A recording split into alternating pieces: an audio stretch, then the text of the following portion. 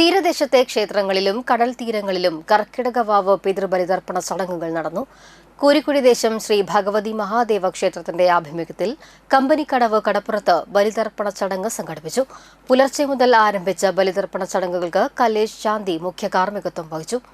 ക്ഷേത്രം ഭാരവാഹികളായ K Sekharan, KM Vijayan, Prathapan പന്നിക്കൽ, Santhosh കൈതവളപ്പിൽ, പ്രതാപൻ കിഴക്കേ വീട്ടിൽ, KR Raghunathan, KK Abhilash, KG Satheesh എന്നിവർ നേതൃത്വം നൽകി.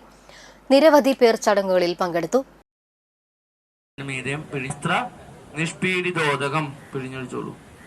എന്നിട്ട് കയ്യിൽ കിടക്കണ പവിത്രമൂരി കെട്ടഴിച്ച് പിണ്ടത്തിന് മീതെ വെക്കുക.